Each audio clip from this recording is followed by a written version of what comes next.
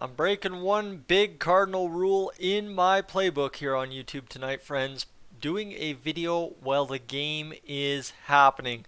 Why? Because, well, simply put, if you've been watching tonight's Oilers game and you're still watching it right now and you just tuned into this Dolynny TV video instead, there's a reason you're doing that instead of watching the hockey game. That is because, man, oh man, this game not been a good one to watch so far, and that's kind of sucky because we had such a great game against Detroit. We closed out the All-Star pre-break with obviously the game against Chicago, and now we're engaged in this 1-1 battle that the period I've watched and the half period I listened to on the radio, the Oilers and Flyers both looking lifeless out there, and if it weren't for Stuart Skinner, the Oilers would be in a much worse position.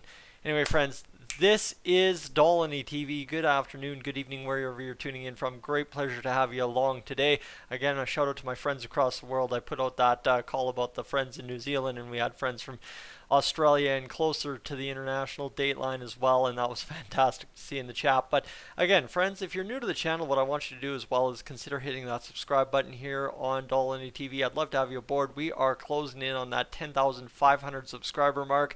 Again, we continue to grow this crazy collection of Oilers fans we've come together as here on Dolynny TV. I'd love to have you up there as well. All right. You've come for a video midway through the game. I had to give you some thoughts because obviously the game's still live, but Reid Schaefer was mentioned by Bob Stauffer in the second period intermission, and that is substantial because it sounds like the Oilers are indeed in the market to make some bigger moves at the trade deadline if they are available, right? Ken Holland has preached over the past few days the right move at the right time for the right price. And now Bob Stauffer saying teams have been calling Ken Holland about Reid Schaefer. That's a pretty big get for the Oilers, right? A guy who was at the WJC World Junior Championship, won gold with Team Canada, was the de facto 13th forward all tournament long, might have played as the 12th forward in the gold medal game. A guy who started the season big time hot in the WHL, right? Reid Schaefer was, I think he had like 10 goals in his first 10 games or something. It was unreal the amount of points Reid Schaefer was piling up at the start of the season. Now, I have to pull back the curtain a little bit more on Reid Schaefer. Who is Reid Schaefer? Well, if you forgot at the NHL draft this year in Montreal, you would remember that the Oilers traded their pick down to the Arizona Coyotes, who gave them a pick in exchange, right? They traded their first, gave up a second, whatever it was, for taking the contract of Zach Kassian. So the Oilers end up in the 32 hole as the game, just came back live. Third period just started. We're about 13 seconds in.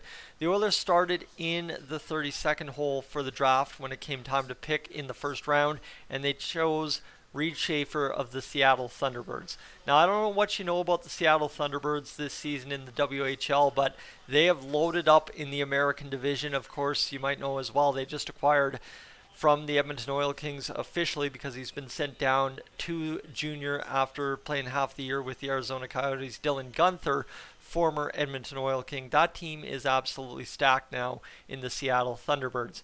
What's happened, though, in the return from the World Juniors for Reid Schaefer is he's cooled down quite substantially. He's pacing out a point per game at the WHL level in the draft plus 1 year, and that's not such a good thing for the Oilers, I think, overall. Right now, the projections for Reid Schaefer shaping up to be a middle six left winger is what Bob Stauffer said in the intermission, and maybe that's where all of a sudden teams that see a different value or teams that need that value in their prospect pool and have something the Oilers necessarily want at the trade deadline are starting to call in and say, hey, we got this available if you're willing to give up this.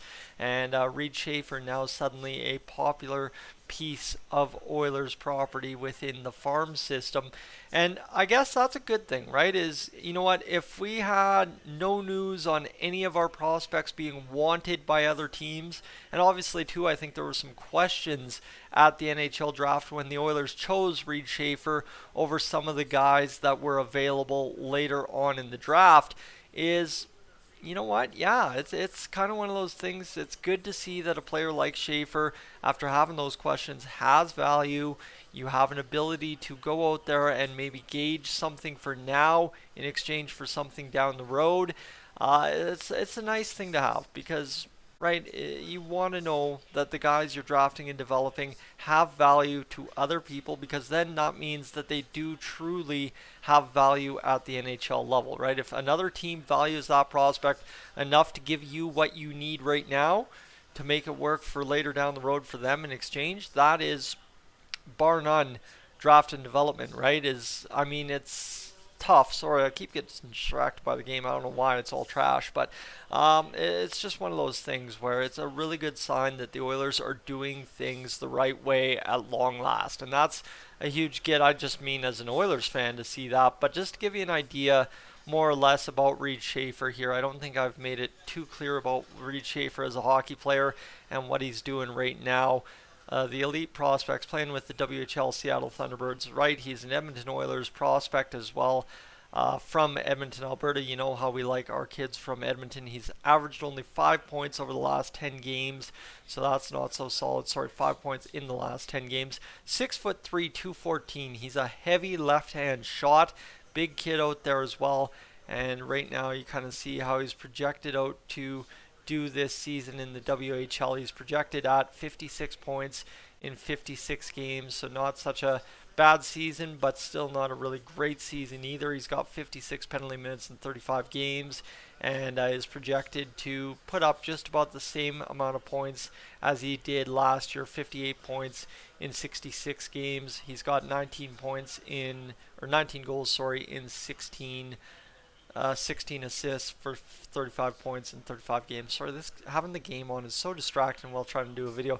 There's a reason I don't do it regularly, and I guess I found that reason, but you get where I'm going with it, right? It is a big-time news piece for us Oilers fans who've been trying to piece together what do the Oilers have for deadline assets, how are the Oilers going to manage, and we've heard a lot from teams around the NHL that they're looking for first-round pick equivalents.